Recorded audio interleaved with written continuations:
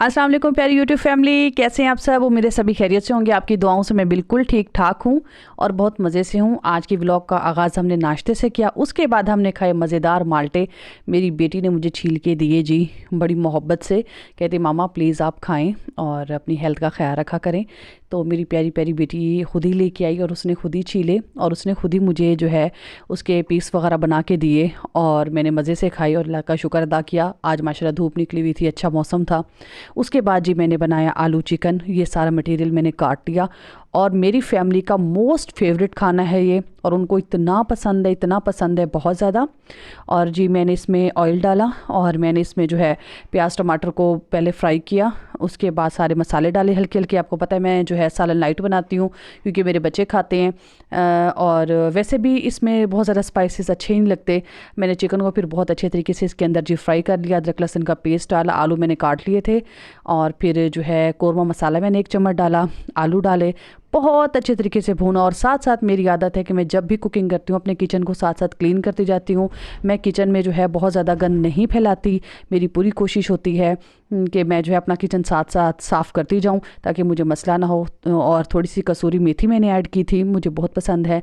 अल्हम्दुलिल्लाह मेरा सालन तैयार हो गया है और जो है हम सब ने जो है वो मज़े से खाया और सबको बहुत पसंद आया। इसकी फ़ाइनल लुक भी मैं आपको चेक कराऊंगी प्लेट में डाल के। अभी जो है मैं आपको ऐसे दिखा रही हूँ कि ये रेडी है बिल्कुल।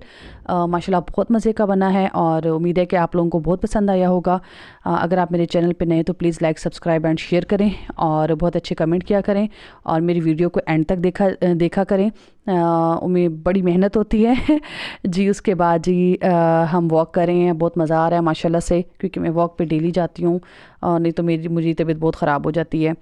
तो और वैसे भी बहुत मज़ा आता है। आजकल बहुत प्यारा मौसम है, ख़िज़ां का मौसम है, पत्ते झड़ रहे हैं और ठंडी ठंडी सी हवा है और बहुत अच्छा लगता है। तो मैं और मेरी दोस्त जो है वो वॉक पे गए हुए थे और जी फिर हमने देख ली ट्रेन। तो मैंने सोचा कि मैं क्यों ना अपनी प्यारी यूट्यूब फैमिली के साथ ट्रेन की वीडियो शेयर करूं, उनको बहुत पसंद आएगी। ये देख के मुझे सफ़र आखिरत याद आ गया कि हम सबको जो है अपनी आखिरत के सफ़र के लिए भी तैयारी करनी चाहिए, नेकियां करनी चाहिए, नेकियां बांटनी चाहिए, नेकियों की तलकीन करनी चाहिए। अल्लाह ताला हमारी आखिरत को भी संवार दे और हमारी दुनिया को भी संवार दे। आप सब मुझे अपनी दुआओं में याद रखा करें।